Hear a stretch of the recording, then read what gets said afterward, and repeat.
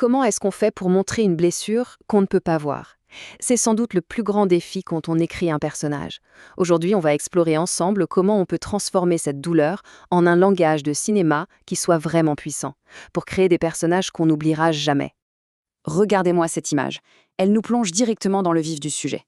Elle illustre parfaitement comment le cinéma peut prendre un monde intérieur, complètement tourmenté, et le traduire en un langage purement visuel.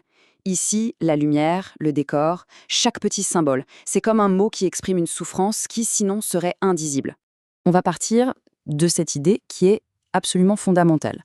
Pour un personnage vraiment marquant, le traumatisme, ce n'est pas juste un détail de son passé. Non. Le traumatisme, c'est le personnage. C'est vraiment le moteur qui va définir chacune de ses actions, du tout début à la toute fin.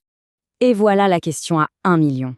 D'accord, le concept est là, mais comment un scénariste peut-il prendre cette idée abstraite de traumatisme pour en faire quelque chose de concret, de visuel, bref, quelque chose de cinématographique? C'est tout le défi qu'on va décortiquer maintenant. Ce principe, c'est notre clé de lecture. Si on part du fait que le personnage est son traumatisme, eh bien ça veut dire que chaque élément du film doit en être le reflet. Voyons voir comment c'est possible. Bien sûr, chaque scénariste a son propre style, sa propre patte. Mais il existe quand même des méthodes communes, des techniques qui se sont révélées terriblement efficaces. Dans cette analyse, on va en décortiquer 3 qui sont, je trouve, particulièrement parlantes. Alors, la première méthode est peut-être l'une des plus subtiles, mais aussi l'une des plus puissantes au cinéma. C'est de laisser une empreinte par la couleur. Le concept, il est simple, mais franchement, il est brillant. On choisit une couleur qui revient tout le temps, et ça permet de lier visuellement, et bien souvent de manière inconsciente, plein de scènes, d'objets ou d'ambiances différentes au même traumatisme central du personnage. Le film Old Boy est un cas d'école magistral pour ça, le violet foncé. Il hante littéralement le personnage d'Oh Dae-soo. On le retrouve partout, sur le papier peint, sur une boîte, un vêtement. Cette couleur, elle devient la signature visuelle de sa tragédie, un rappel constant de son destin auquel il ne peut pas échapper.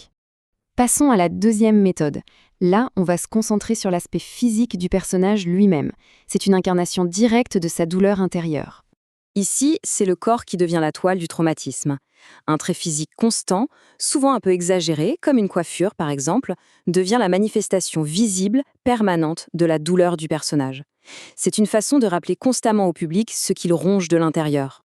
Et on retourne dans Old Boy pour une illustration parfaite. La chevelure complètement hirsute d'Oh Dae-soo, ce n'est pas juste un choix de style, loin de là.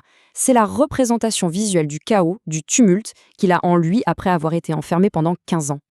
Allez, troisième et dernière technique, celle-ci est plus relationnelle. Elle consiste à se servir des autres personnages comme d'un miroir pour refléter le traumatisme du protagoniste. L'idée, c'est que l'antagoniste, ou le personnage miroir, il n'est pas juste un obstacle. Non, il est carrément conçu pour être l'incarnation vivante de la douleur passée ou des peurs du héros. Du coup, chaque interaction avec lui devient une nouvelle confrontation avec son propre traumatisme.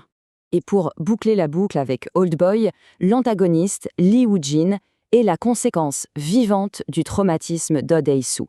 En fait, il n'existe que par l'acte que le héros a commis dans le passé, et sa vengeance devient ce rappel constant et cruel de la faute originelle. Faisons une petite synthèse. S'il y a bien une chose à retenir, c'est que si ces techniques fonctionnent si bien, c'est parce qu'elles font du traumatisme une force active, une force présente dans l'histoire, et pas juste un vieux souvenir.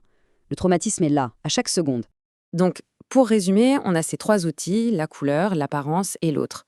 C'est une panoplie vraiment puissante. Elle permet à n'importe quel scénariste de rendre le traumatisme tangible, de le faire ressentir au public, au lieu de juste le lui raconter. Et c'est ça la conclusion principale à retenir. Le traumatisme d'un personnage ne doit pas seulement être expliqué par des dialogues. Il doit être tissé dans la matière même du film. Il doit être visible dans chaque plan, chaque détail. Et pour finir, une question pour stimuler la créativité de toutes celles et ceux qui écrivent. Quelle forme, quelle couleur, quel reflet aura le traumatisme qui se trouve au cœur de votre histoire? Trouver la réponse à ça, c'est trouver l'âme de votre personnage.